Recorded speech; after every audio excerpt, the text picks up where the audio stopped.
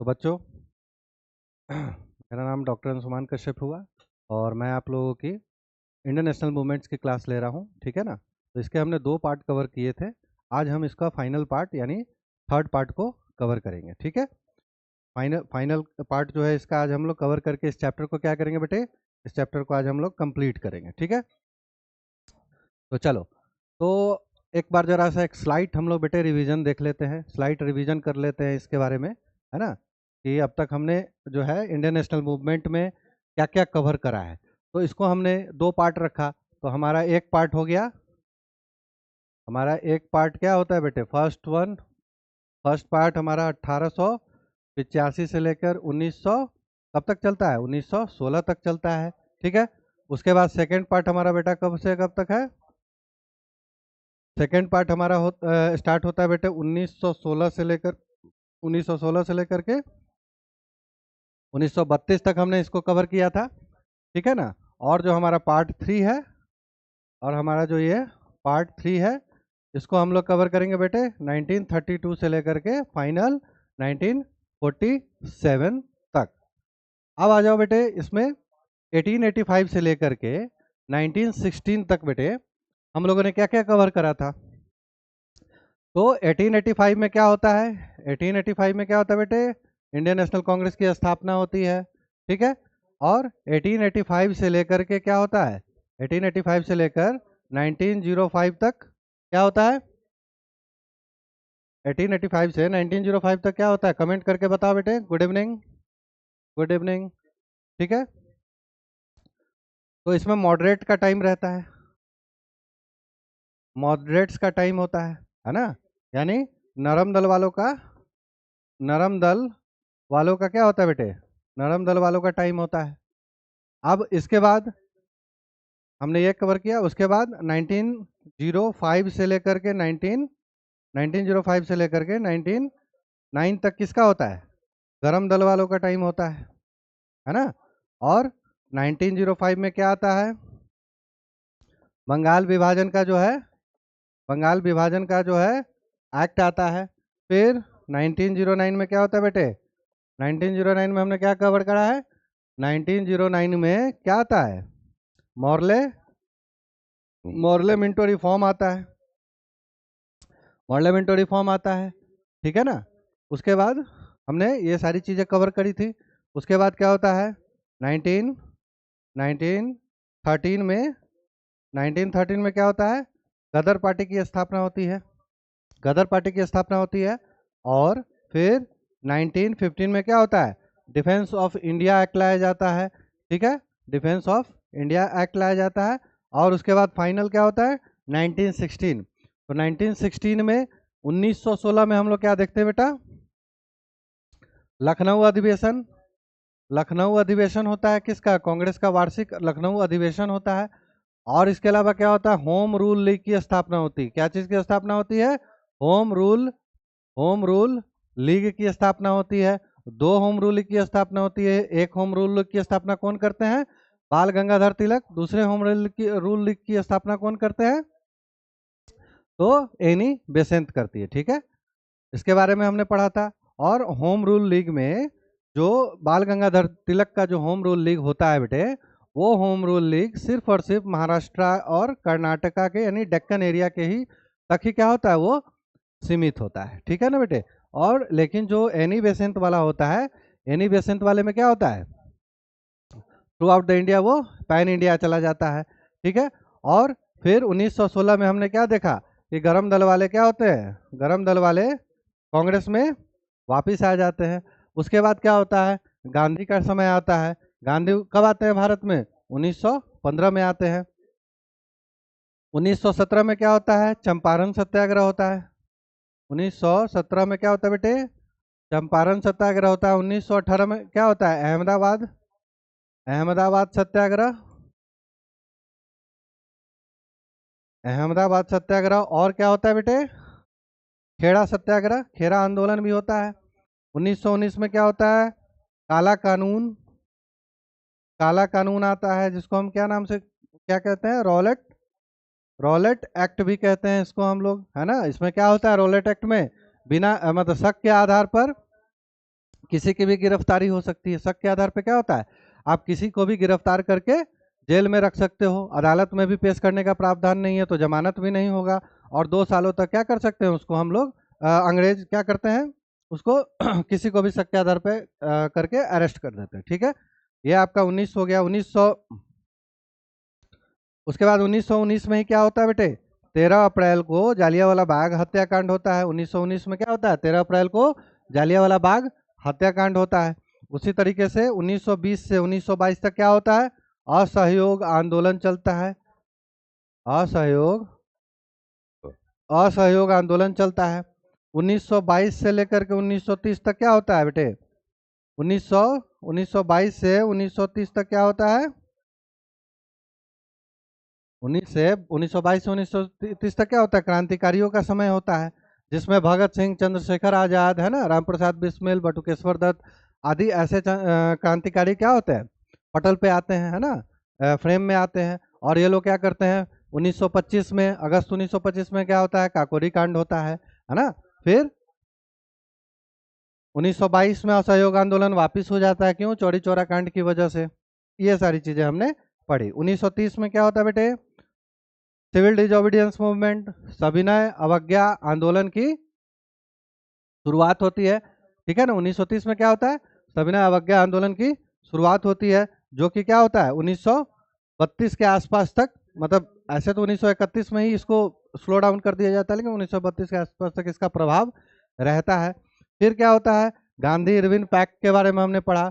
Gandhi Irwin pact में क्या होता है बेटे, गांधी इरविन पैक्ट में हमने क्या देखा कि जो भी सिविल डिसोबीडियंस मूवमेंट यानी असहयोग आंदोलन के समय में जितने भी लोगों को गिरफ्तार किया जाता है, उन लोगों को क्या होता है, जो भी राजनीतिक कैदी होते हैं उनको छोड़ने की बात होती है। और इसके बदले गांधी क्या कहते हैं कि हम जो है ये आंदोलन क्या करेंगे, वापिस ले लेंगे। ठीक है ना, और वापस ले लेंगे। इसी बीच में 1927 का भी समय आता है, जब साइमन कमीशन आता है। ठीक है, साइमन कमीशन क्या सुझाव देता है कि ये जो डायरेक्टिव सिस्टम है इसको क्या करिए, खत्म करिए, और प्रोविंशियल लेवल पे क्या करिए, ऑटोनॉमी दीजिए, प्रोविंशियल लेवल पर ऑटोनॉमी दीजिए।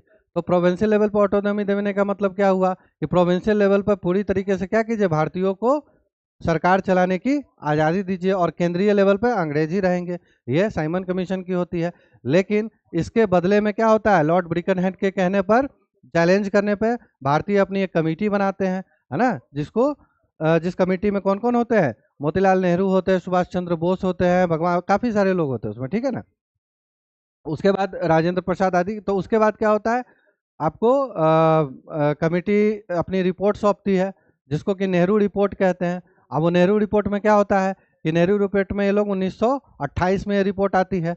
अब 1928 की इस रिपोर्ट में वो लोग क्या करते हैं, डोमिनियन स्टेटस की मांग करते हैं, डोमिनियन स्टेटस की मांग करते हैं। उसके अलावा भी कई सारे प्रावधान होते हैं, 19 फंडामेंटल राइट्स को मांगे जाते हैं। अब इन्हीं सब सारी चीज़ों को लेकर के क्या होता है बेटे, उसके बाद अलग से जो इलेक्टोरेट की बात हो रही थी मुस्लिमों को के लिए, उसको भी खत्म करने की बात होती है नेहरू रिपोर्ट में। तो साइमन कमीशन की का जो रिपोर्ट होता है उसको जो इंडियंस होते हैं, भारतीय होते हैं, वो लोग रिजेक्ट करते हैं।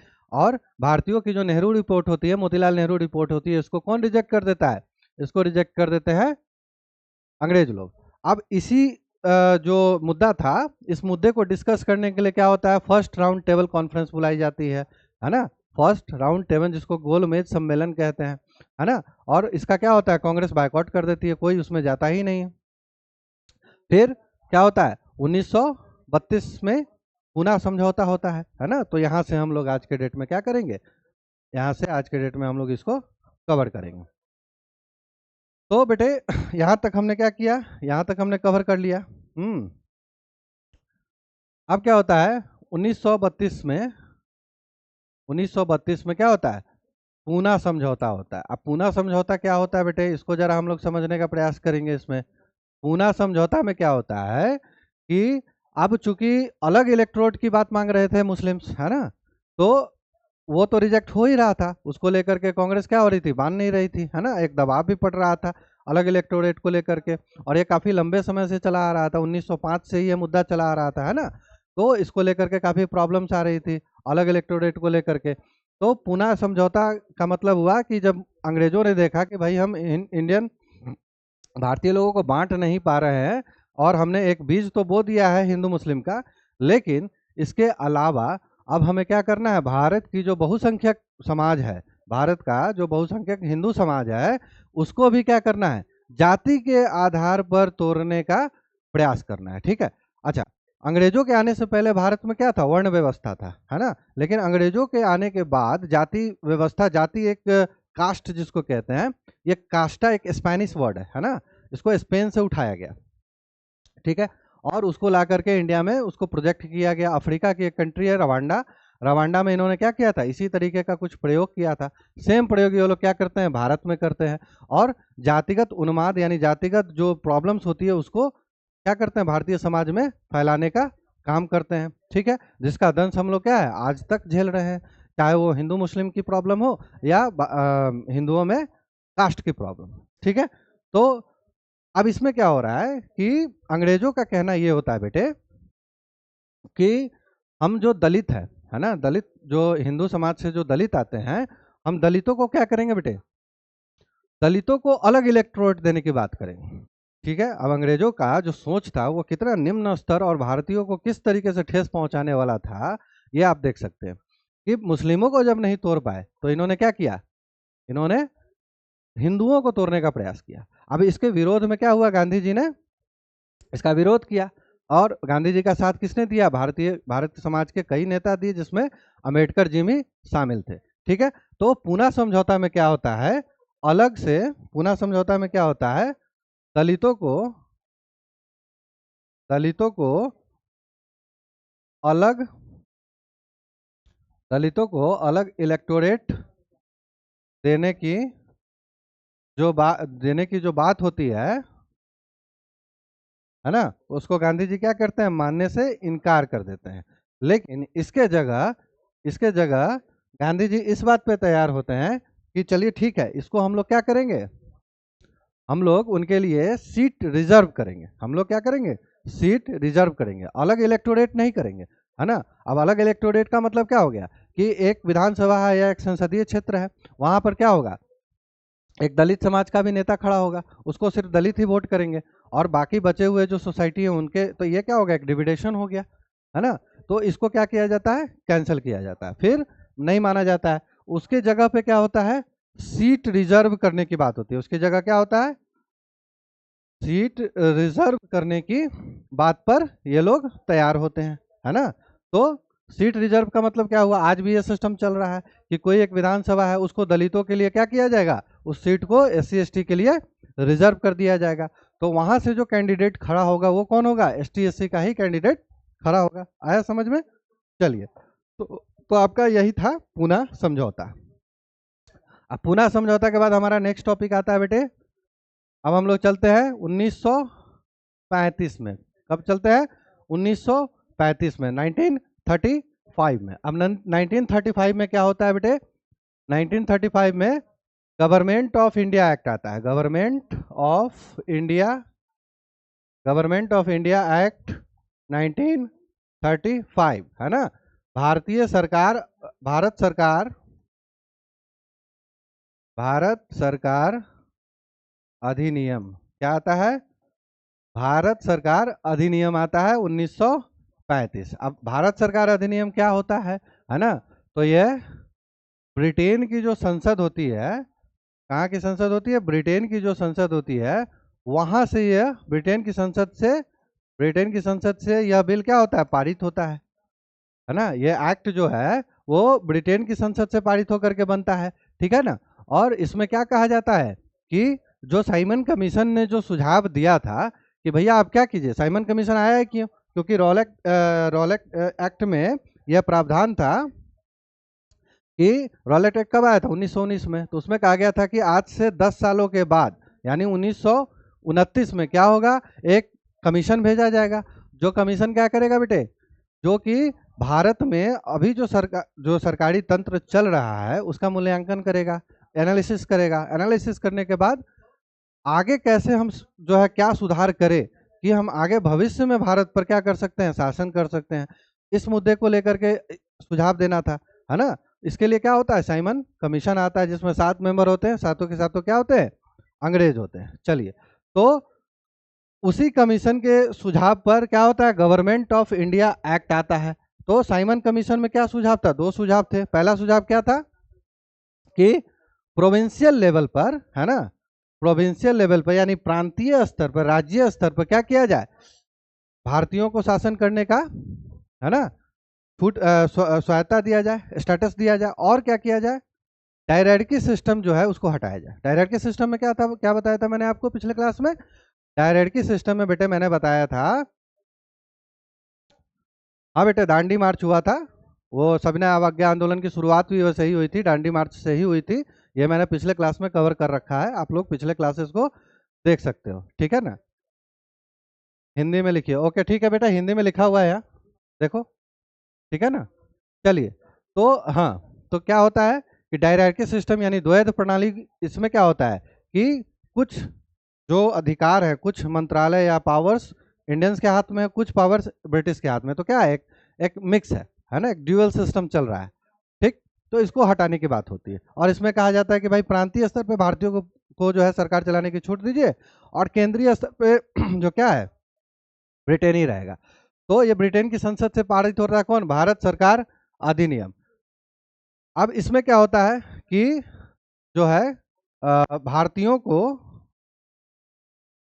को है ना, अंतरिम सरकार, भारतीयों को अंतरिम सरकार बनाने का न्योता दिया जाता है। भारतीयों को क्या किया जाता है, अंतरिम सरकार बनाने का न्योता दिया जाता है, प्रांतीय स्तर पर, प्रांतीय यानी प्रोविंशियल, प्रोविंशियल लेवल पर, प्रोविंशियल लेवल पर, प्रोविंशियल प्रांतीय स्तर पर, है ना, ठीक है। लेकिन और केंद्र में, केंद्र में अभी भी, केंद्र में अभी भी क्या होता है, अंग्रेजों की ही सरकार होगी, केंद्र में अंग्रेजों की ही सरकार होगी, ठीक है ना। और बेटे यहाँ आप बस समझने का प्रयास करो, ठीक है ना। आपको हैंड रिटन नोट्स जो है, हैंड रिटन नोट्स जो है बेटे वो आपको अवेलेबल है, ठीक है ना। आपको एप्लीकेशन पे हैंड रिटन नोट्स, ठीक है, पीडीएफ फॉर्म में इसके बारे में अवेलेबल है, पूरी तरह से हिंदी में है, तो इसीलिए इसको आप घबराने की आवश्यकता नहीं है, ठीक है ना। चलिए, तो हाँ, तो केंद्रीय स्तर पे क्या होता है बेटे, अभी भी अंग्रेज रहते हैं, ठीक है ना। बस अभी अभी जैसे आज का सिस्टम क्या है, आज का जो हमारा फेडरल सिस्टम है उसमें क्या है, एक सेंट्रल गवर्नमेंट है ना, और एक स्टेट गवर्नमेंट होती है, यानी कि राज्यों में सरकार होती है और एक केंद्र में सरकार होती है, ठीक है ना। तो केंद्र में जो सरकार है आज भी क्या है, भारतीयों का ही है, और राज्य में भी जो है भारतीयों की सरकार है। लेकिन उस वक्त यानी गवर्नमेंट ऑफ इंडिया एक्ट, भारतीय सरकार अधिनियम में क्या होता है कि राज्य स्तर पे तो भारतीयों को छूट दे दी जाती है, लेकिन केंद्रीय स्तर पे अभी भी अंग्रेजों के ही हाथ में होता है, ठीक है। तो ये होता है आपका गवर्नमेंट ऑफ इंडिया एक्ट 1935 इस, ठीक है ना। अब हम लोग चलते हैं बेटे 1937 में। 1937 में क्या होता है बेटे, 1937 में आपका क्या होता है, 1937 में government of India act, government of India act जो होता है कब आता है, 1935 में। भारत सरकार, भारत सरकार अधिनियम जो कि 1935 में आया होता है, इसी के आधार पर, इसी के रिकमेंडेशन पर, इसी के आधार पर क्या होता है, भारत में प्रांतीय स्तर पर चुनाव होता है ना। भारत सरकार अधिनियम में क्या होता है, भारतीयों को न्योता दिया जाता है कि भैया प्रांतीय स्तर पर चुनाव कराइए। तो क्या होता है 1937 में इसी के आधार पर, इसी के रिकमेंडेशन पर क्या होता है, प्रांतीय स्तर पर, प्रांतीय स्तर पर क्या होता है बेटे, प्रांतीय स्तर पर चुनाव होते हैं, है ना। प्रांतीय स्तर पर चुनाव होते हैं जिसमें क्या होता है बेटे, कांग्रेस पार्टिसिपेट करती है। कांग्रेस क्या होती है उस चुनाव में, कांग्रेस और मुस्लिम लीग दोनों ही पार्टिसिपेट करती है उस चुनाव में, ठीक है ना बेटे। तो फिर क्या होता है, तो उस वक्त क्या होते हैं, भारत में लगभग 11 प्रांत होते हैं, और 11 प्रांत में से कांग्रेस कितने प्रांतों में सरकार बनाती है, 7 प्रांत में, 7 प्रांत में। आईएनसी का मतलब हो गया कांग्रेस, 7 प्रांत में क्या होता है बेटे, 7 प्रांत में कांग्रेस की सरकार बनती है,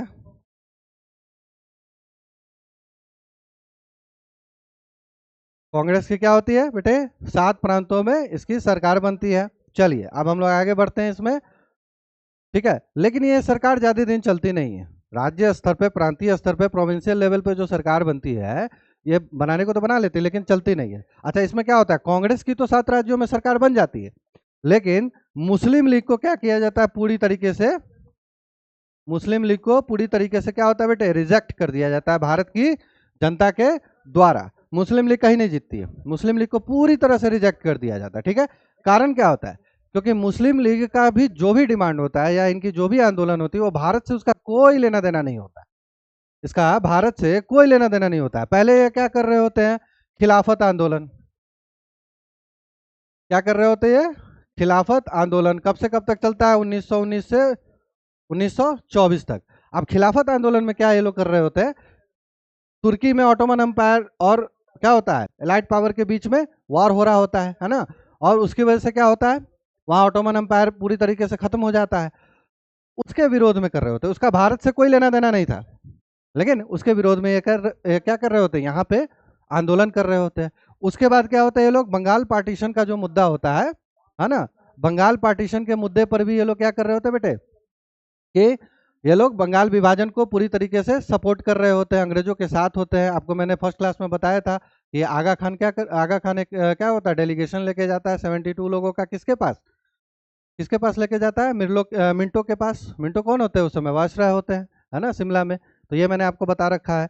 तो क्या होता है, मुस्लिम लीग पूरी तरीके से रिजेक्ट कर जाती है। स्वाभाविक सी बात है, अगर आप जिस देश में हो, अगर वहां के मुद्दे को अगर आप नहीं उठा रहे हो, बाहर के मुद्दे को उठा रहे हो, तो चुनाव में आपको क्या होगा, सपोर्ट नहीं मिलेगा। तो 7 राज्यों में कांग्रेस तो सरकार बनाती है, लेकिन बेटे मुस्लिम लीग सरकार नहीं बना पाती है। तो 1937 में क्या होता है भारत सरकार अधिनियम, गवर्नमेंट ऑफ इंडिया एक्ट के आधार पर क्या होता है, प्रांतीय स्तर पर चुनाव होता है, जिसमें कांग्रेस क्या होता है बेटे, 11 में से 7 प्रांतों में सरकार बनाती है, और मुस्लिम लीग क्या होता है बेटे, पूरी तरीके से रिजेक्ट कर दिया जाता है। अब हम लोग आते हैं 1938 में। 1938 में क्या होता है, 1938 में कांग्रेस का वार्षिक अधिवेशन होता है। कांग्रेस का वार्षिक अधिवेशन होता है। कहाँ पे अधिवेशन होता है, वार्षिक अधिवेशन, है ना। कांग्रेस का आईएनएसी का क्या होता है, आईएनएसी का एनुअल सेशन होता है।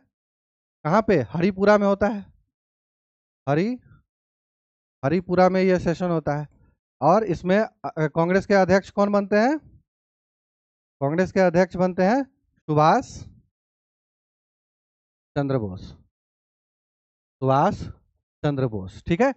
1938 के कांग्रेस के, है ना, हरिपुरा अधिवेशन में सुभाष चंद्र बोस क्या होते हैं बेटे, सुभाष चंद्र बोस कांग्रेस के अध्यक्ष बनते हैं, ठीक है। अब क्या होता है, 1938 से लेकर के 1939 तक इनका क्या होता है, कार्यकाल होता है। आपको मैंने पिछले क्लासेस में बताया, कांग्रेस के अध्यक्ष का कार्यकाल कितने समय का होता है, 1 साल का होता है, ठीक। और हर साल क्या होता है, अधिवेशनों में जो है कि अध्यक्ष का चुनाव होता है। अब इसी चुनाव में एक बहुत इंपॉर्टेंट चीज होती है, ये 1 साल के जो कार्यकाल में सुभाष चंद्र बोस क्या करते हैं, जब 1939 आता है, तो अंग्रेज क्या होते हैं, द्वितीय विश्व युद्ध में यानी सेकेंड वर्ल्ड वॉर में क्या होते हैं, इन्वॉल्व हो जाते हैं पूरी तरीके से। अब Subhash Chandra Bose as a Congress president, इनका मानना था कि ये बहुत ही अच्छा समय है, और इस समय में हम क्या कर सकते हैं, अंग्रेजों को पूरी तरीके से हम लोग डिस्टर्ब करके, उनके अगेंस्ट रिवॉल्ट करके, आंदोलन करके, उनको हम क्या कर सकते हैं, यहाँ से बाहर का रास्ता दिखा सकते हैं, है ना। भारत से उनको अंग्रेजों से भारत को आज़ाद करा सकते हैं। तो इसी को लेकर के सुभाष चंद्र बोस क्या करते हैं, भारत छोड़ो, है ना, भारत छोड़ो आंदोलन की एक प्रस्ताव रखते हैं, ना। इसको बाद में गांधी जी उठाते हैं, और 1942 में क्या होता है, भारत छोड़ो आंदोलन होता है। लेकिन इसके आइडिया कौन देता है, इसका आइडिया देते हैं सुभाष चंद्र बोस, ठीक है ना। और भारत छोड़ो आंदोलन, जिसमें क्या वो बोलते हैं कि 6 महीने का अल्टीमेटम देते हैं, किसको, अंग्रेजों को।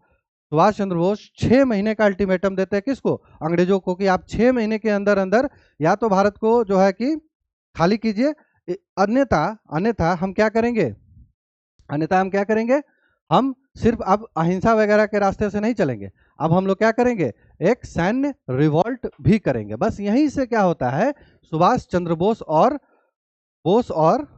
गांधी में बोस और गांधी में विवाद शुरू हो जाता है, बोस और गांधी में विवाद शुरू हो जाता है। अच्छा, सविनय अवज्ञा आंदोलन को जब वापस गांधी जी लेते हैं तो उस समय सुभाष चंद्र बोस इसका खुल के क्रिटिसाइज करते हैं, खुल के इसकी आलोचना करते हैं। उसमें सुभाष चंद्र बोस खुश नहीं होते हैं कि यह आंदोलन आपने फिर से असहयोग आंदोलन की तरफ फिर से क्या किया, आपने इस आंदोलन को भी वापस ले लिया। ठीक है, उसके बाद भगत सिंह वगैरह, भगत सिंह, राजगुरु और सुखदेव की जो फांसी होती है, इसको लेकर भी इरविन से गांधी इरविन पैक्ट जो होता है उसमें गांधी जी क्या करते हैं, किसी भी तरीके से सपोर्ट नहीं करते हैं, भगत सिंह की फांसी को बचाते नहीं। इसका कारण क्या होता है, क्योंकि फिर वही गांधी जी का अपना फिलॉसफी होता है कि हम अहिंसा के रास्ते पर चल रहे हैं। ठीक, तो ये तो आपकी अपनी पर्टिकुलर फिलॉसफी हुई ना, बात तो यहाँ पूरे देश की है। तो इसी का विरोध करते हैं कौन, सुभाष चंद्र बोस। सुभाष चंद्र बोस कहते हैं कि भाई ये अहिंसा वहिंसा से क्या होगा, हमें आज़ादी नहीं मिलेगी, आज़ादी के लिए हमें किसी भी हद तक जाना होगा। अब यही जो विरोध का स्वर उत्पन्न होता है, इसी में एक घटना घटती है कोलकाता में। कोलकाता में क्या होता है, सुभाष चंद्र बोस 2000 लोगों की एक आर्मी के ड्रेस में एक फौज उतार देते हैं कोलकाता के स्ट्रीट पे। ठीक, ये घटना सिर्फ गांधी जी को ही आश्चर्यचकित नहीं करता है, ये घटना क्या होता है, अंग्रेजी हुकूमत यानी ब्रिटिश सरकार जो होती है, ब्रिटिश सरकार को भी सकते में डाल देता है। ये पहली बार होता है भारत में कि क्या होता है, एक आर्म्ड रिवेलियन जो है, एक आर्मी मतलब आर्मी के फॉर्मेट में 2000 लोगों को क्या किया जाता है, कोलकाता के स्ट्रीट्स पे उतार दिया जाता है। किनके द्वारा, सुभाष चंद्र बोस के द्वारा, पूरी प्रॉपर उनकी वर्दी होती है और उस पर उतारा जाता है। और सुभाष चंद्र बोस ने जो प्रस्ताव, हालांकि ये प्रस्ताव पारित नहीं होने दिया गया कांग्रेस से, लेकिन यह सुझाव सुभाष चंद्र बोस ने दिया था कि हमें भारत छोड़ो आंदोलन अब शुरू करनी चाहिए, और इस आंदोलन में अहिंसा के रास्ते पर नहीं, हमें अब जिस भी रास्ते को अपनाना पड़े उस रास्ते को अपना करके हम क्या करेंगे, हम आज़ादी लेंगे। ठीक है, और 6 महीने का अल्टीमेटम सुभाष चंद्र बोस देते हैं, किसको, अंग्रेजों को। अब ये जो पूरा का पूरा सिनेरियो इन 1 सालों में होता है, यह सुभाष चंद्र बोस की जो छवि होती है, सुभाष चंद्र बोस का जो इमेज होता है, ठीक वैसे ही जैसे 1917 में गांधी जी क्या होते हैं, राष्ट्रीय पटल पे एक नेता के रूप में उभरते हैं, वैसे ही क्या होता है, अब जो है पूरा फोकस गांधी जी से हटकर सुभाष चंद्र बोस पर चला आता है। ठीक है, भारतीय राष्ट्रीय आंदोलन में सुभाष चंद्र बोस पे चला आता है, और सुभाष चंद्र बोस क्या हो जाते हैं, काफी फेमस हो जाते हैं। अब कैसे फेमस होते हैं, इसके बारे में हम लोग 1939 में क्या होता है बेटे, 1939 में कांग्रेस का फिर से एक वार्षिक अधिवेशन होता है अध्यक्ष पद के चुनाव के लिए। ये त्रिपुरी में कहाँ होता है, ये अधिवेशन वगैरह बेटे, इस पे जरा ध्यान से इसको पढ़िए क्योंकि एग्जाम पॉइंट ऑफ व्यू से काफी इंपॉर्टेंट था। त्रिपुरी अधिवेशन 1939 में होता है। अब इसमें क्या होता है, गांधी जी खुल के विरोध में आ जाते हैं, किसके, सुभाष चंद्र बोस के। ठीक है ना, और गांधी जी, सुभाष चंद्र बोस फिर से अध्यक्ष पद के लिए खड़े होते हैं, है ना, और गांधी जी क्या होते हैं, खुल के विरोध में आ जाते हैं सुभाष चंद्र बोस के। ठीक है ना बेटे, और ये क्या करते हैं, गांधी जी अपना कैंडिडेट खड़ा करते हैं। गांधी जी क्या करते हैं, अपना कैंडिडेट खड़ा करते हैं, अपना कैंडिडेट खड़ा करते हैं, जिसका नाम होता है पट्टावी, क्या नाम होता है, एग्जाम में पूछ भी सकता है, पट्टावी सीतारमैया, पट्टावी सीतारमैया। गांधी जी खुल के यह बात बोलते भी है कि पट्टावी सीतारमैया मेरा कैंडिडेट है और आप लोग क्या कीजिए, अध्यक्ष पद के लिए इनको वोट कीजिए। लेकिन अब जैसे मैंने बताया क्या कि जो पॉपुलैरिटी होती है ना, वो गांधी से अब सुभाष चंद्र बोस की तरफ शिफ्ट हो रही होती है ना। सुभाष चंद्र बोस भारतीय राष्ट्रीय आंदोलन में एक प्रमुख नेता के तौर पर, है ना, पैन इंडिया मतलब भारत के स्तर पर क्या हो रहा है, उभर चुके होते हैं। अब गांधी जी के विरोध के बावजूद भी बेटा क्या होता है, 1939 में सुभाष चंद्र बोस जीत जाते हैं। ये गांधीयन एरा में, यानी 1917 से जो गांधीयन एरा शुरू होता है ना, उससे लेके अब तक पहली ऐसी घटना होती है कि गांधी जी के विरोध के बावजूद भी कांग्रेस में, है ना, कुछ ऐसा, मतलब उनके विरोध के बावजूद भी कुछ होता है। 1939 में क्या होता है, गांधी के विरोध के बावजूद क्या होते हैं, सुभाष चंद्र बोस क्या होते हैं, इलेक्शन जीतते हैं और क्या बनते हैं, अध्यक्ष बनते हैं कांग्रेस के। ठीक है, अब इसको गांधी बॉयकॉट कर देते हैं। गांधी के जितने भी जो अनुयायी होते हैं, जिसको गांधीयन लॉबी कहा जाता है, गांधीयन लॉबी क्या करना शुरू कर देते हैं, बोस का बॉयकॉट, है ना, इंटरनली क्या होता है, बोस का बैकआउट कर देते हैं। अब बोस अगर कोई भी रिजोल्यूशन ला रहे हैं या कोई भी सुझाव गांधी से मांग रहे हैं, गांधी क्या कर रहे हैं, सुझाव देने से मना कर दे रहे हैं। ठीक, अब इसका कारण क्या होता है कि उनकी आइडियोलॉजी में कॉन्फ्लिक्ट होता है, उनकी आइडियोलॉजी में कॉन्फ्लिक्ट होता है। गांधी जी क्या कहना है कि हमें अहिंसा के रास्ते पे चलना है। सुभाष चंद्र बोस का कहना है कि भाई आप 1917 से लेकर के, है ना, अब तक आप अहिंसा के ही रास्ते पर चले, है ना, ये 14-15 साल अहिंसा के ही रास्ते पर चले, लेकिन इससे क्या हुआ, कोई फायदा तो हुआ नहीं, है ना। तो अब हमें आज़ादी के लिए जो करना हो हम करेंगे, और अंग्रेज द्वितीय विश्व युद्ध में क्या है, व्यस्त है ना। तो बोस का कहना है कि ये बहुत ही सही समय है, लेकिन गांधी क्या कहते हैं कि नहीं, अभी अंग्रेज युद्ध में बिजी हैं, हमें उन्हें अभी परेशान नहीं करना चाहिए, ठीक है। तो ये काफ़ी हाइपोथेटिकल एक गांधी जी की अपनी फिलॉसफी होती है, जिसके विरोध में होते हैं सुभाष चंद्र बोस। अच्छा, तो 1939 में सुभाष चंद्र बोस जब अध्यक्ष बनते हैं तो उनको क्या होता है, पूरी तरीके से ढंग से ओपनली काम नहीं करने दिया जाता है, जिससे नाराज होकर के सुभाष चंद्र बोस क्या करते हैं, इस्तीफा दे देते हैं अध्यक्ष पद से, ठीक है ना। नाराज होकर इस्तीफा देते हैं, और इस्तीफा देने के बाद क्या करते हैं, कांग्रेस के अंदर ही अपनी एक अलग पार्टी बनाते हैं, जैसे कि 1934 के आसपास क्या होता है, जयप्रकाश नारायण ये सब लोग क्या करते हैं, एक अलग से अपनी एक सोशलिस्ट पार्टी बनाते हैं कांग्रेस के अंदर में। वैसे ही सुभाष चंद्र बोस भी इस्तीफा देकर क्या करते हैं, फॉरवर्ड ब्लॉक की जो उनकी पार्टी होती है, फॉरवर्ड ब्लॉक की स्थापना करते हैं, ठीक है ना, फॉरवर्ड ब्लॉक की स्थापना करते हैं। लेकिन तब तक सुभाष चंद्र बोस एक तो भारतीय पैन इंडिया लेवल पे क्या होते हैं, काफ़ी ज़्यादा फेमस हो जाते हैं, ठीक है ना, और इनकी जो पॉपुलैरिटी होती है वो गांधी से भी ज़्यादा बढ़ जाती है। और फॉरवर्ड ब्लॉक की स्थापना, और ये जो मैंने बताया कोलकाता के स्ट्रीट पे 2000 सोल्जर्स को उठाने की जो बात होती है, तो ये अंग्रेज के भी नज़र में आ जाते हैं। अब क्या होता है, जैसे ही ये इस्तीफा देते हैं और कांग्रेस से हटते हैं, तो इनको क्या किया जाता है, कोलकाता में इन्हीं के घर में इनको नज़रबंद कर दिया जाता है। कोलकाता में, है ना, नज़रबंद कर दिया जाता है इनको, इन्हीं के घर में क्या होता है, नज़रबंद कर दिया जाता है। बाहर में क्या होता है, पुलिस वालों को लगा दिया जाता है कि ये कहीं निकल कर भागे ना। अंग्रेज क्या होते हैं, इनसे अंदर ही अंदर डरने लगते हैं कि ये जो है कुछ भी, मतलब जिस तरीके से इन्होंने क्या हुआ, अपनी आर्मी खड़ा कर दी थी, है ना, इंडिया के अंदर में, उसी तरीके से यह कर, है ना, कुछ भी कर सकते हैं। तो अच्छा, इसमें एक और चीज़ जानना है कि सुभाष चंद्र बोस के राजनीतिक गुरु कौन होते हैं, तो सुभाष चंद्र बोस के राजनीतिक गुरु होते हैं चित्तरंजन दास, ये भी एग्जाम में आता है। और महात्मा गांधी के राजनीतिक गुरु कौन होते हैं, तो नरम दल के जो नेता होते हैं गोपाल कृष्ण गोखले, ये थोड़ा सा आप इसको याद रखेंगे, ठीक है ना। चलिए, तो ये तो हमारा हो गया बेटे 1939। अब क्या होता है, सुभाष चंद्र बोस को क्या किया गया, यहाँ पर नज़रबंद करके रख दिया गया। अब इसी बीच में बेटे क्या होता है, 1942 में, है ना, 1942 में क्या होता है, क्या कहते हैं, हाँ, क्रिप्स मिशन आता है। 1942 में क्या होता है, क्रिप्स मिशन भारत आता है, ठीक है ना। अब चूंकि हमें यह भी देखना है, अब ये जो हम सारे इंसिडेंसेस ईयर वाइज देख रहे हैं, तो इसमें हमें पैरेलली ये भी ध्यान में रखना है कि अभी द्वितीय विश्व युद्ध चल रहा है, ठीक है ना। हमें पैरेलली क्या करना है, हमें ये भी ध्यान रखना है कि अभी द्वितीय विश्व युद्ध चल रहा है, ठीक है ना।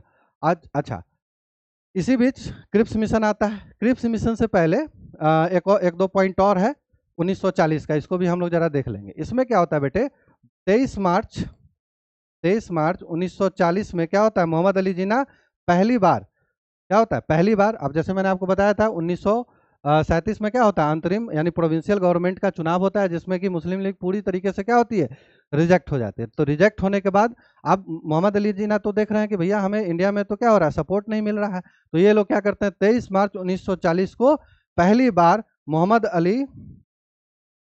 अली जिन्ना जो होते हैं पाकिस्तान की डिमांड करते हैं। मोहम्मद अली जिन्ना क्या करते हैं, पाकिस्तान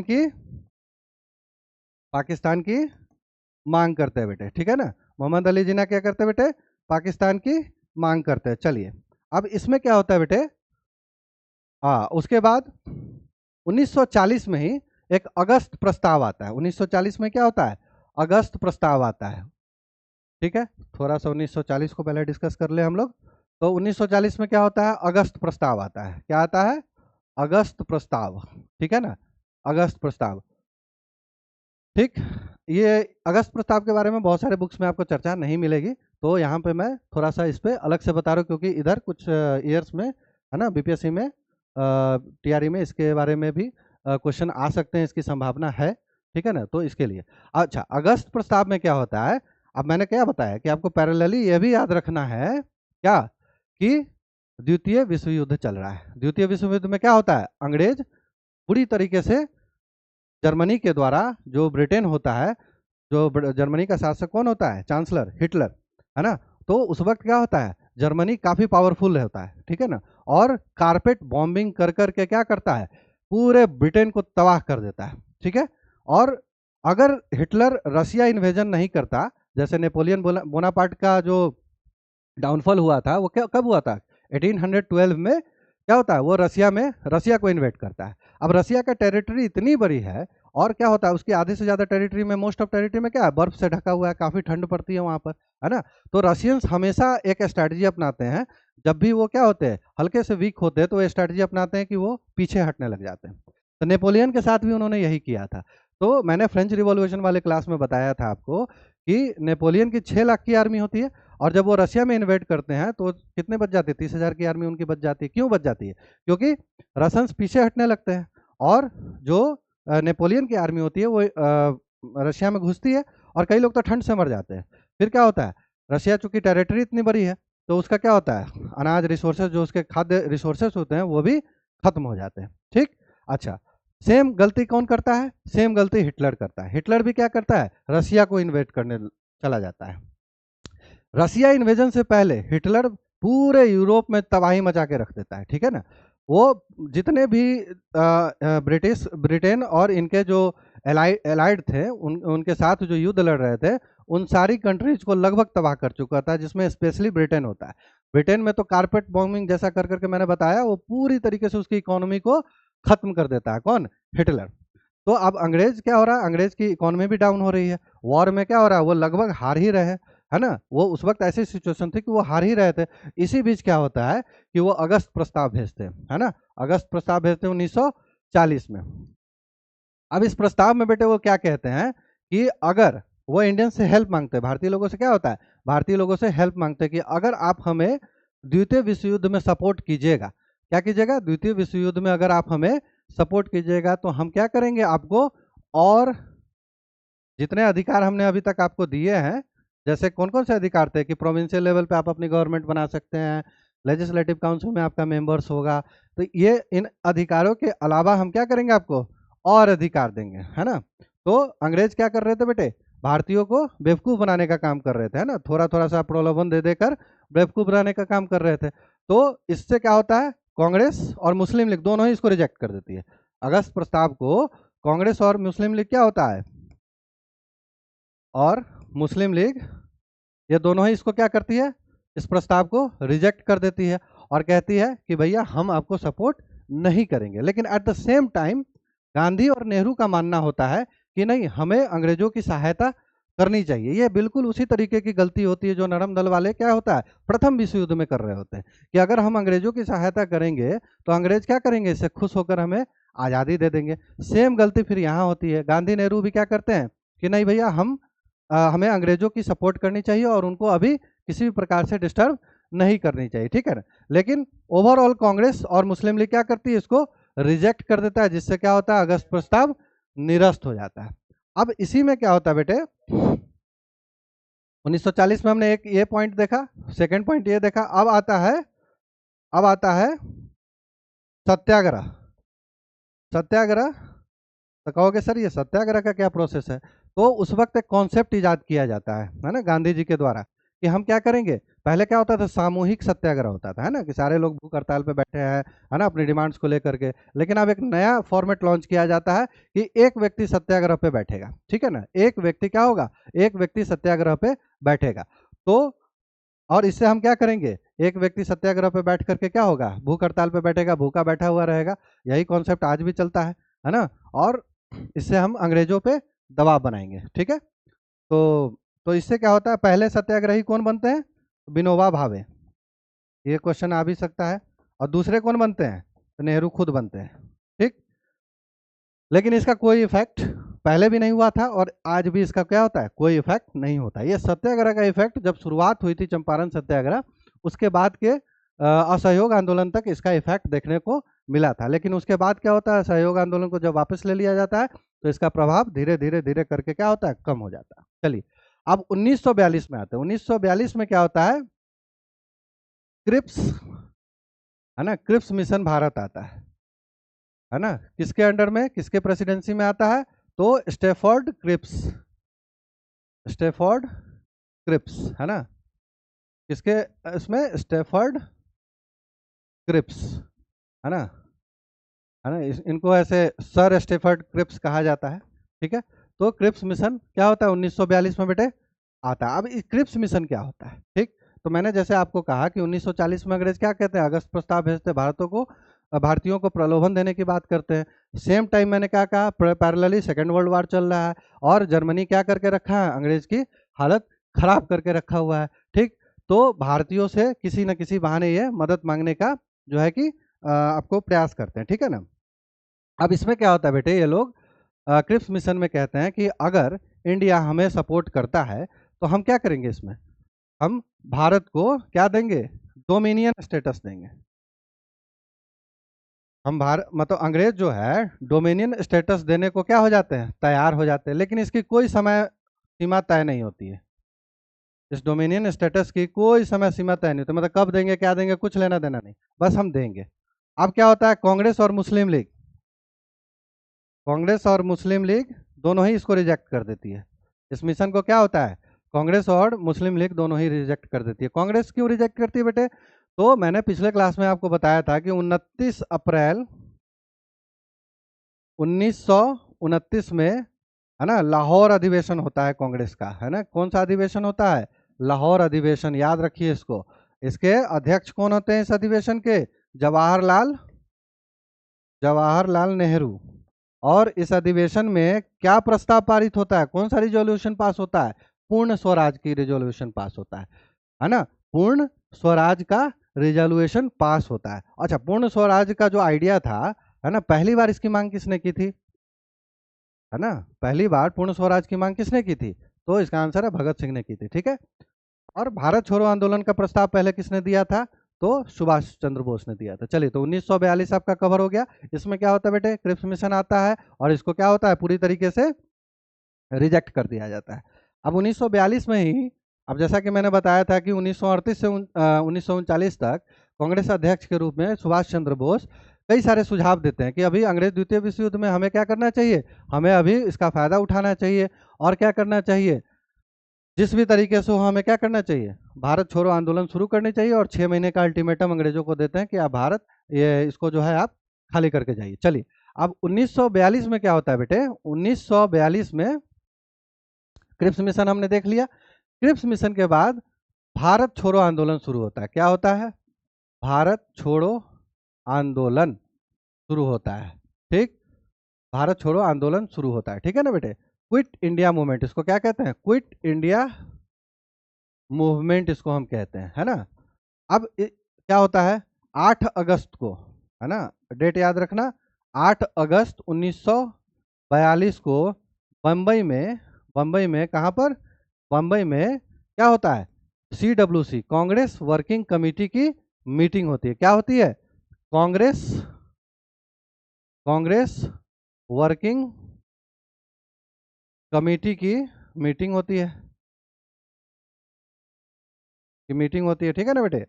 इस मीटिंग में क्या रिजोल्यूशन लिया जाता है कि हम भारत छोड़ो आंदोलन शुरू करेंगे। गांधी जी क्या कहते कि हम जो है कि भारत छोड़ो आंदोलन बेटे, भारत छोड़ो आंदोलन को हम क्या करेंगे, हम इसको शुरू करेंगे। ठीक है, तो तो फिर क्या होता है, 1942 में भारत छोड़ो आंदोलन शुरू होता है। इसमें गांधी जी क्या नारा देते हैं, करो या मरो, है ना, डू एंड, है ना, डू एंड डाई, है ना, इसकी नारा के साथ क्या होता है, यह आंदोलन शुरू होता है। ठीक है, तो शुरुआती चरण में क्या होता है, इस आंदोलन को लोगों से सपोर्ट मिलता है, लेकिन चूंकि बार बार आंदोलन वापस लेने से एक जो ट्रस्ट फैक्टर होता है ना, वो कम हो गया रहता है। ठीक है, तो उस लेवल पे, जिस लेवल पे असहयोग आंदोलन या फिर सिविल डिसओबीडियंस मूवमेंट, सविनय अवज्ञा आंदोलन शुरू होता है ना, नमक सत्याग्रह जो होता है, डांडी मार्च होता है, उस लेवल पे सपोर्ट क्या होता है यहाँ पर क्विट इंडिया मूवमेंट में नहीं मिल पाता है। लेकिन फिर भी क्या होता है, यह आंदोलन शुरू होता है और भारत के अलग अलग हिस्सों में प्रांतीय स्तर पर कई नेता इस आंदोलन को आगे बढ़ाने का काम करते हैं। अब यह आंदोलन क्या होता है, लेकिन अब ब्रिटिश सरकार क्या करती है बेटे, इसमें ब्रिटिश सरकार, ठीक है ना, पूरे क्रूएलिटी से यानी पूरी दमनकारी नीति अपनाते हुए क्या करती है, इस आंदोलन को कुचलने का प्रयास करती है ना। इस आंदोलन को कुचलने का प्रयास करती है। और इस आंदोलन में क्या होता है, गांधी सहित, गांधी, नेहरू, पटेल सहित क्या होते हैं, बड़े बड़े नेताओं को गिरफ्तार करके क्या किया जाता है, जेल में डाल दिया जाता है, जिससे क्या होता है, यह आंदोलन पूरी तरीके से खत्म हो जाता है और असफल हो जाता है। यह आंदोलन क्या हो जाता है, आंदोलन पूरी तरीके से असफल हो जाता है। अब जैसा कि मैंने आपको बताया था कि 1938-39 से क्या होता है बेटे, सुभाष चंद्र बोस भारतीय राजनीति में मेन स्ट्रीम में क्या होता है, आ जाते हैं, है ना। और अब इसी बीच हम लोग चलते हैं 1943। 1943 में क्या होता है, मैंने आपको बताया था कि जैसे ही वो कांग्रेस से इस्तीफा देते हैं, कौन, सुभाष चंद्र बोस, है ना, वो काफी पॉपुलर हो चुके होते हैं उस समय में, ठीक है। एक फेज जो गांधी एरा का खत्म होता है, उसके बाद सुभाष चंद्र बोस का फेज शुरू होता है। तो 1943 में क्या होता है बेटे, उनको नजरबंद कर दिया गया होता है उनके घर में। तो क्या होता है 1943 में, वो किसी तरीके से वहां से निकल कर, है ना, काफी इंटेलिजेंट पर्सन होते हैं, उन्होंने क्या हुआ उस वक्त आईसीएस यानी इंडियन सिविल सर्विसेज की जो एग्जाम होती है, जो आज आईएएस है, उस वक्त जो उसके एग्जाम की तैयारी में 2 साल लगते थे, ठीक है। और उसकी तैयारी सिर्फ और सिर्फ लंदन में होती थी। और 2 साल की तैयारी के बावजूद कई लोग नहीं निकाल पाते थे। सुभाष चंद्र बोस ने कितने महीने की तैयारी में निकाल लिया था, मात्र 7 महीने की तैयारी में आईसीएस के एग्जाम को क्लियर किया। और क्लियर करने के बाद क्या हुआ, इसको इस पे इस्तीफा भी दे दिया, ठीक। तो क्या होता है 1943 में नजरबंद से निकलते हैं और अफगानिस्तान जाते हैं। कहाँ जाते हैं, अफगानिस्तान के रास्ते होते हुए ये कहाँ पहुंचते हैं, रूस पहुंचते हैं। अफगानिस्तान के रास्ते होते हुए कहाँ पहुंचते हैं, रूस पहुंचते हैं। और रूस में जाकर के क्या करते हैं, मदद मांगते हैं वहां की सरकार से, ठीक है। वहां की सरकार से क्या होता है, मदद मांगते हैं। लेकिन चूंकि आपको ध्यान होगा, द्वितीय विश्व युद्ध में बेटे क्या होता है, रूस रूस ब्रिटेन के साथ लड़ रहा होता है ना। तो स्वाभाविक सी बात है कि अगर आप उसके एलाइड हो तो आप बिल्कुल ही सपोर्ट नहीं करोगे। लेकिन वहां पे क्या होता है, उनको मतलब एक फ्री, चूंकि अंग्रेज तो उनको खोज रहे होते हैं, लेकिन उनको एक सेफ पैसेज रूस में जरूर मिलता है, क्योंकि उनके पर्सनल कॉन्टेक्ट्स काफी ज्यादा होते हैं। अब पूछेगा कि सर ये पर्सनल कॉन्टेक्ट्स कैसे बनाए, तो जब वो इंडिया में ही थे और कांग्रेस अध्यक्ष बनते हैं, तभी उन्हें लग जाता है कि शायद ऐसा कुछ करने की आवश्यकता पड़ेगी। तो वो अपने काफी सारे लोगों को ऑलरेडी जो है रूस, जर्मनी, है ना, जापान, इन सब एरिया में क्या होते हैं, भेजना शुरू कर देते हैं, ठीक। तो 1943 में क्या होता है, ये निकल कर रूस पहुंचते हैं। रूस से कहाँ जाते हैं बेटा, रूस से जाते हैं जर्मनी। और वहां पे इनकी मुलाकात किससे होती है, वहां पे इनकी मुलाकात होती है बेटे हिटलर से, ठीक। और ये हिटलर के सामने अपनी बात रखते हैं कि जो आपने युद्ध के समय में अंग्रेजों के द्वारा, जो अंग्रेजों की तरफ से जो ये युद्ध लड़ रहे थे, कौन, भारतीय लोग जो युद्ध लड़ रहे थे, उनको क्या कीजिए आप, हमें जो आप उनको प्रिजनर ऑफ वॉर बना के रखे हैं, युद्ध बंदी बना के रखे हैं, उन्हें हमें दे दीजिए, क्योंकि वो भारतीय हैं और उन्हें जबरदस्ती लड़ाया जा रहा था। हिटलर इस बात पे एग्री करता है, लेकिन मदद देने की बात की जगह पर वो क्या करता है, इन्हें जापान जाने का सुझाव देता है। और ये कहाँ पहुंचते हैं, जहाज, समुद्री जहाज के रास्ते, समुद्र के रास्ते ये जापान पहुंचते हैं। जापान पहुंच कर ये किससे मिलते हैं वहां पे, जापान पहुंचने के बाद वो यहाँ वहां पे ऑलरेडी जो वहां पे भारतीय लोग थे, उन लोगों ने क्या बना के रखा था, एक संगठन बना के रखा था। मोहन सिंह, रास बिहारी बोस, इन लोगों ने क्या किया था, एक संगठन बना के रखा था, जिसको कि लेकिन जापानी गवर्नमेंट से कुछ कॉन्फ्लिक्ट के कारण बेटे क्या होता है, जापानी गवर्नमेंट से कुछ कॉन्फ्लिक्ट के कारण मोहन सिंह को गिरफ्तार कर लिया जाता है। लेकिन जब सुभाष चंद्र बोस जाते हैं, तो जो आर्मी वो लोग बना करके रखते हैं, वो किनको दे दिया जाता है, सुभाष चंद्र बोस को दे दिया जाता है। और यहीं से क्या होता है, आजाद आजाद हिंद फौज, आजाद हिंद फौज, है ना, आजाद हिंद फौज की स्थापना होती है, ठीक। अच्छा, ये आजाद हिंद फौज, अब फौज तो किसी देश की होती है ना, फौज तो किसी देश, किसी गवर्नमेंट की ही फौज होती है। तो आजाद हिंद फौज किसकी फौज थी, आजाद हिंद सरकार की फौज थी। किसकी फौज थी, आजाद हिंद सरकार की फौज थी, जिसके ये एक तरीके का छाया सरकार होता है, प्रोविंशियल गवर्नमेंट होता है ना।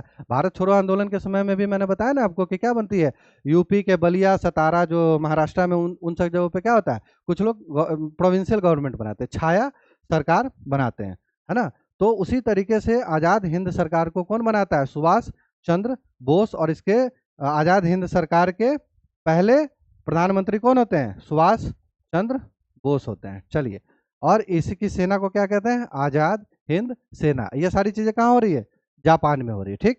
अच्छा, एक और बात आप इसमें इसी पॉइंट में मैं आपको बता दूं कि जो अंडमान एंड निकोबार है, अंडमान एंड निकोबार है, इसको क्या किया था? अच्छा, एक और बात, द्वितीय विश्व युद्ध में उस तरफ तो जर्मनी ने हालत खराब करके रखा था ब्रिटेन का, और एशिया में जापान ने हालत खराब करके रखा था। ब्रिटेन के कई सारे जीते हुए एरियाज को जापान क्या कर रहा था? कैप्चर कर रहा था। उसी में अंडमान एंड निकोबार भी था। तो जापान क्या करता है? अंडमान एंड निकोबार को किसको दे देता है? अंडमान एंड निकोबार को ये सुभाष चंद्र बोस को दे देता है। तो भारत के पास आज अंडमान एंड निकोबार है, तो ये सुभाष चंद्र बोस की ही वजह से। अब जो बच्चे है ना इंटरनेशनल रिलेशन वगैरह बीपीएससी में तैयारी कर रहे हो, उनको पता होगा कि आज अंडमान एंड निकोबार की क्या इम्पोर्टेंस है हिंद महासागर में, है ना, क्योंकि उसी से सटे हुए क्या है? मलक्का स्ट्रेट है, जो कि क्या होता है आज वैश्विक जो ये अर्थव्यवस्था चल रही है उसमें मलक्का स्ट्रेट का काफ़ी बड़ा रोल है, क्योंकि जितने भी शिपमेंट्स होती है, जितने भी ट्रेड्स होते हैं, वो सारा का सारा क्या होता है? मलक्का स्ट्रेट से होकर के गुजरता है। और वहीं पे क्या है, थोड़ी दूरी पे अंडमान एंड निकोबार है, जो कि भारत को क्या करता है? काफ़ी स्ट्रैटेजिक इंपॉर्टेंस देता है पूरे के पूरे हिंद महासागर में, ठीक है ना।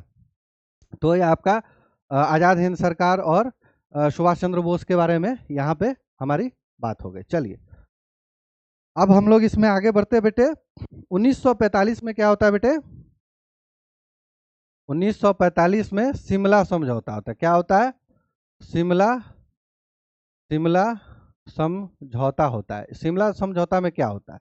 शिमला समझौता में जो इंडिया के जो वायसरॉय होते हैं, है ना, लॉर्ड वॉवेल क्या करते हैं बेटे? भारतीयों को अंतरिम सरकार बनाने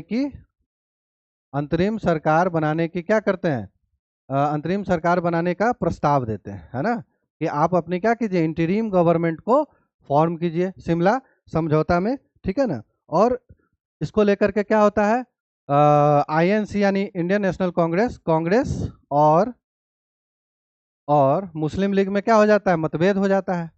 कांग्रेस और मुस्लिम लीग में मतभेद हो जाता है, जिसकी वजह से क्या होता है? शिमला समझौता कैंसिल हो जाता है। शिमला समझौता क्या होता है? कैंसिल हो जाता है, ठीक है ना। ये समझौता ये समझौता ये समझौता क्या होता है बेटे? ये समझौता कैंसिल हो जाता है, ठीक है ना। तो इसमें क्या होता है बेटे? जब समझौता कैंसिल होता है, अच्छा, इसमें क्या होता है? मोहम्मद अली जिन्ना चाहते थे कि ये जो इंटरिम गवर्नमेंट हमारी बने, इसके इंटरिम गवर्नमेंट के जो क्या कहते हैं मुखिया हो, वो मोहम्मद अली जिन्ना हो, लेकिन कांग्रेस इस पर मानती नहीं। सरदार पटेल क्या होते हैं? वीटो लगा देते हैं वहां पर। अच्छा, ये सारा प्रोसेस कौन देख रहे होते हैं? सरदार पटेल देख रहे होते हैं। तो फिर क्या होता है? दोनों में मतभेद होता है, जिससे कि शिमला समझौता आपका कैंसिल हो जाता है। चलिए अब नेक्स्ट पॉइंट हमारा आता है। अब हम चलते हैं 1946 में। 1946 में क्या होता है बेटे? कैबिनेट मिशन प्लान आता है ना, कैबिनेट मिशन योजना आता है। कैबिनेट मिशन योजना, है ना। इसको इंग्लिश में हम क्या कहते हैं? Cabinet mission plan. क्या कहते हैं? Cabinet mission plan. अब कैबिनेट मिशन प्लान में क्या होता है बेटे? कैबिनेट मिशन प्लान में भारतीय लोगों को ये प्लान क्या ये क्यों आता है? भारतीयों को स्वतंत्रता देने को लेकर के ये प्लान आता है। अब इसमें एक इम्पॉर्टेंट पॉइंट हमें जानना जरूरी है कि भाई अचानक भारतीयों को स्वतंत्रता देने की बात क्यों होने लग गई भाई, है ना। ऐसा क्या हुआ कि अचानक भारतीयों को स्वतंत्रता देने की बात होने लग गई? 1942 में तो अंतिम आंदोलन हुआ था गांधी जी का, उसके बाद तो कोई आंदोलन ही नहीं हुआ। 1943 में आज़ाद हिंद सरकार की निर्माण होता है, स्थापना होती है, और सुभाष चंद्र बोस क्या होते हैं? रेडियो के थ्रू भारतीय लोगों को संबोधित करने लग जाते हैं, भारतीय लोगों को क्या करने लग जाते हैं? जागरूक करने लग जाते हैं, है ना। लेकिन इंडिया के अंदर में तो इस तरह की कोई मूवमेंट नहीं हो रहा होता है। तो अचानक ऐसा क्या होता है कि कैबिनेट मिशन प्लान आ जाता है ना, जिसमें भारत को स्वतंत्रता देने की बात होने लग जाती है। तो इसके लिए हमें जानना होगा बेटे, फरवरी 1946 में क्या होता है? अच्छा, अब तक हमें यह भी ध्यान में रखना है कि द्वितीय विश्व युद्ध क्या हो गया है? खत्म हो चुका है, जिससे अंग्रेज क्या हो चुके हैं? आर्थिक रूप से पूरी तरीके से बर्बाद हो चुके हैं, ठीक है ना। युद्ध तो भले जीत गए, है ना, वो अपनी हिटलर अपनी गलती से हारा, लेकिन क्या हुआ? आर्थिक रूप से अंग्रेज पूरी तरीके से बर्बाद हो चुके होते हैं। अच्छा, फरवरी 1946 में क्या होता है? नौसेना विद्रोह होता है। क्या होता है? नौसेना विद्रोह कहाँ पर होता है? ये बंबई से शुरू होता है नौसेना विद्रोह, और ये धीरे धीरे फैलते हुए कहाँ तक पहुंचता है?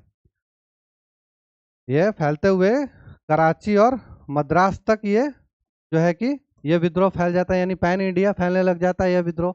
अब क्या होता है ये विद्रोह? इस विद्रोह में होता क्या है? इस विद्रोह को जो है प्रसिद्ध रूप से क्या कहा जाता है? Royal royal naval royal naval mutiny इसको कहा जाता है। अच्छा, अब ये रॉयल नेवल म्यूटिनी यानी नौसेना विद्रोह क्यों होता है बेटे, इसके बारे में हम लोग जान जाते हैं, क्योंकि ये बहुत ही इंपॉर्टेंट टर्निंग पॉइंट था, जिससे कि क्या होता है बेटे, अंग्रेज आनन फानन में भारत को स्वतंत्रता देने के पक्ष में आ जाते हैं। अच्छा, अब इसका प्रमाण क्या है? तो इसका प्रमाण यह है, क्लेमेंट एटली नाम के एक व्यक्ति होते हैं। वो कौन होते हैं? ब्रिटेन के प्रधानमंत्री होते हैं। कब? जब भारत 1947 में, जब भारत आज़ाद हुआ होता है, ठीक है ना। और जो क्या कहते हैं, इंडियाज इंडिपेंडेंस एक्ट पे इन्हीं का सिग्नेचर होता है। भारत की आज़ादी के बाद ये क्या होते हैं, भारत में आते हैं। और एक मशहूर हिस्टोरियन आरसी मजूमदार, क्या होता है, आरसी मजूमदार से इनका एक, आरसी मजूमदार ने अपनी बुक में इसको क्या किया हुआ है, इसको मेंशन किया हुआ है। तो बंगाल के जो उस वक्त के बंगाल हाई कोर्ट के जो जज होते हैं और बंगाल के जो गवर्नर होते हैं, उनको क्लाइमेट एटली क्या होते हैं, इंटरव्यू देते हैं। उस इंटरव्यू में यह सवाल पूछा जाता है कि ऐसा क्या हुआ कि अचानक भारत को आपको स्वतंत्र करके जाना पड़ा। तो क्लाइमेट एटली का क्या जवाब होता है उसमें? उसमें हाँ, तो उसमें किसकी वजह से आपको जाना पड़ा? तो क्लाइमेट एटली का जवाब होता है सुभाष चंद्र बोस और आज़ाद हिंद फौज। फिर सेकंड क्वेश्चन होता है कि ये जो अचानक एग्जिट प्लान होता है, अचानक अंग्रेज जाने लगते हैं, इसमें गांधी जी का कितना रोल होता है? तो इसमें आंसर, ये डॉक्यूमेंटेड है ना, आप गूगल वगैरह पे भी देख सकते हो, डॉक्यूमेंटेड है। तो इसमें क्या होता है, आंसर क्या होता है? मिनिमल, मतलब न के बराबर। चलिए, तो अब रॉयल नेवल म्यूटिनी क्या होता है? क्योंकि हम ये जान चुके हैं कि 1945 में क्या होता है, अमेरिका जापान पर परमाणु बम से हमला कर देता है और जापान क्या करता है, सरेंडर कर देता है। अब जब जापान सरेंडर करता है, तब तक क्या होती है बेटे, आज़ाद हिंद फौज कहाँ पहुंच जाती है? इम्फाल पहुंच जाती है। और इम्फाल में क्या होता है, अंग्रेज और आज़ाद हिंद फौज के सैनिकों के बीच में क्या होता है बेटे, युद्ध होता है। अब चूंकि जब जापान सरेंडर कर चुका होता है, तो जो एक लॉजिस्टिक वगैरह की जो चाहे वेपन्स की जो एक सपोर्ट होता है, वो बैक से मिलना नहीं मिलने लगता है। किसको? आज़ाद हिंद फौज को, जिसकी वजह से वो लोग युद्ध हार जाते हैं, है ना। और युद्ध हारने के बाद उनको क्या किया जाता है, कैद कर लिया जाता है। अब कैद करने के बाद क्या होता है, उनका ओपन, है ना, रेड फोर्ट ट्रायल होता है। लाल किला पर उनकी मतलब ट्रायल किया जाता है। जज बैठते हैं, लोग बैठते हैं, उनको लाइन से खड़ा करके ओपनली, ये क्यों किया जाता है? ताकि भारतीय लोगों को यह दिखाया जा सके, ये क्रूरता दिखा करके क्या हो सके, फिर से उनको दबाया जा सके। अंग्रेज डरे हुए थे। अंग्रेज डरे क्यों थे? एक तो 1945 द्वितीय विश्व युद्ध खत्म होने के बाद उनकी आर्थिक स्थिति खराब हो चुकी थी, और सुभाष चंद्र बोस का जो एक इम्पैक्ट था, वो सुभाष चंद्र बोस के इम्पैक्ट से क्या होता है, जिस तरह से गांधी जी के इम्पैक्ट से 1917 के बाद भारतीय लोग क्या होते हैं, काफी ज्यादा प्रभावित होते हैं, उसी तरीके से सुभाष चंद्र बोस के इम्पैक्ट की वजह से क्या होता है, भारतीय लोग काफी ज्यादा प्रभावित रहते हैं। तो क्या होता है, जब रेड फोर्ट ट्रायल होता है और भारतीय आजाद हिंद फौज के सैनिकों को सजा सुनाई जाती है, तो इससे भारतीय लोगों के बीच में क्या होता है, एक रोष फैल जाता है, एक गुस्सा भर जाता है, ठीक है ना, एक गुस्सा का संचार होता है। तो इसी बीच क्या होता है, भारतीय लोग जो कि ब्रिटिश नेवी में, जो कि भारत में थी, उसमें जो काम कर रहे थे, वो लोग क्या कर देते, रिवॉल्ट कर देते, विद्रोह कर देते हैं, है ना। विद्रोह करने के कई कारण थे, उसमें एक प्रमुख कारण क्या था, यही red fort trial, Lal Qila पे जो ट्रायल किया जाता है ना, सजा सुनाई जाती है, ठीक है ना। तो इसके जो है कि विरोध में आ जाते हैं ना। तो यहाँ पे क्या होता है, रॉयल नेवल म्यूटिनी होता है, जिसमें क्या होता है, कई दिनों तक भारतीय लोग क्या करते हैं, अंग्रेज के कई डिस्ट्रॉयर्स को, है ना, जंगी जहाज को कब्जा करके अंग्रेजों और क्या होता है, भारतीयों के बीच में युद्ध होने लगता है। और ये युद्ध क्या होता है, समुद्र से निकलकर बम्बई के स्ट्रीट तक भी ये फैल जाता है, और धीरे धीरे फैलते फैलते कराची और मद्रास तक ये फैलने लग जाता है, ठीक। और ये बिल्कुल 1857 वाला रिपीटेशन टाइप का शुरू हो जाता है। अंग्रेज क्या होता है, इससे घबराते हैं। घबराने के बाद एक तो उनके पास ऐसे भी इकोनॉमी कम थी, और द्वितीय विश्व युद्ध के बाद भारत में मात्र 40,000 अंग्रेज बचे हुए थे, ठीक, मात्र 40,000 अंग्रेज बचे हुए थे। अंग्रेजों को यह डर था कि जो द्वितीय विश्व युद्ध में भारतीय लोगों को लेकर के जो अंग्रेज युद्ध लड़ाने गए थे, तो उसमें से लगभग कितने, 2.5 लाख लोग, 2.5 लाख भारतीय फौज द्वितीय विश्व युद्ध के बाद वापस भारत में लौटी थी। और इनमें अंग्रेजों के विरुद्ध क्या था, अंग्रेजों के विरुद्ध गुस्सा था, है ना। तो अंग्रेज इस बात को जान रहे थे, ऊपर से ये नौसेना विद्रोह हो जाता है ना।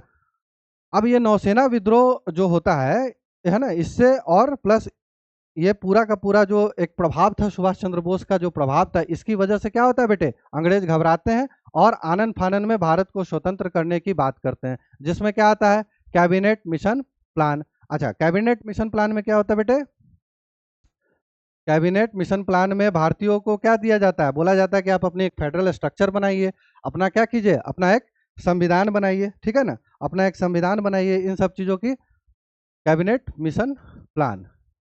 कैबिनेट मिशन प्लान ये कब आता है, 16 मई 1946 को ये कैबिनेट मिशन प्लान आता है। अब इसमें क्या कहा जाता है, संविधान बनाने की बात होती है ना, संविधान बनाए और एक फेडरल स्ट्रक्चर, है ना, संघीय ढांचा जिसको कहते हैं, संघीय ढांचा बनाए, है ना, और संघीय ढांचा बनाए, और ये सारी बातें कैबिनेट मिशन प्लान में होती है ना। उसके बाद क्या होता है बेटे, जब भारत का अपना संविधान बनाया जाता है ना, फेडरल स्ट्रक्चर बनाया जाता है, और अब चलते हैं हम लोग 1947 1947 3 जून 1947 को क्या होता है, लॉर्ड माउंटबेटन भारत आते हैं, क्या बन के, अंतिम वायसरॉय बन के, अंतिम वायसराय बन के। ये क्वेश्चन पूछा जाता है, भारत का अंतिम वायसरॉय कौन था, तो लॉर्ड माउंटबेटन थे। लॉर्ड माउंटबेटन क्या होते हैं, भारत आते हैं और क्या होते हैं, ये अलग अलग नेताओं से मिलना शुरू करते हैं, है ना। अब चूंकि 1946 तक जो पाकिस्तान की डिमांड थी उसको क्या हो रहा था, कांग्रेस में कांग्रेस के द्वारा स्पेशली सरदार पटेल के द्वारा पाकिस्तान को डिमांड को क्या किया जा रहा था, सप्रेस कर दिया जा रहा था, है ना, इग्नोर रिजेक्ट कर दिया जा रहा था। तो क्या होता है 1946 में क्या होता है बेटे, 16 अगस्त 1946 को जिन्ना क्या करता है, जिन्ना करते हैं डायरेक्ट एक्शन डे। अब डायरेक्ट एक्शन डे में क्या होता है कि जिन्ना जिद पे अड़ जाते हैं और हिंसा पे उतर आते हैं कि नहीं हमें पाकिस्तान चाहिए, और इसको लेकर के क्या होता है, कोलकाता में बहुत भारी दंगा होता है, कई सैकड़ों हजारों लोग मारे जाते हैं, है ना, यानी कि ओपनली दंगा इसमें कराया जाता है ना, ताकि हमें क्या हो, पाकिस्तान मिले।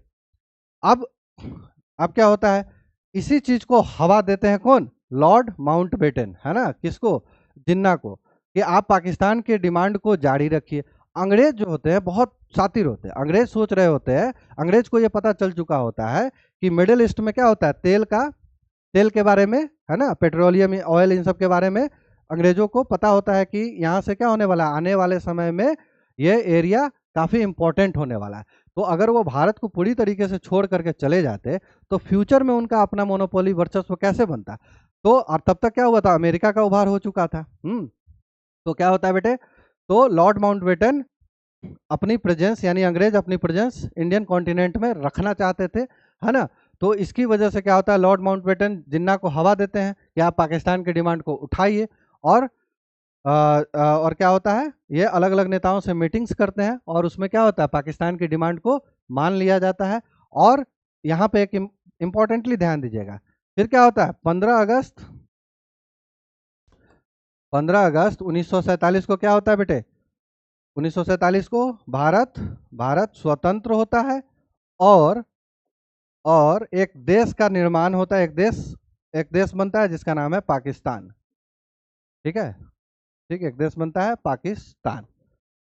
तो इसी के साथ बेटे हमारा जो है भारतीय स्वतंत्रता आंदोलन, इंडियन नेशनल मूवमेंट क्या हो जाता है, खत्म होता है।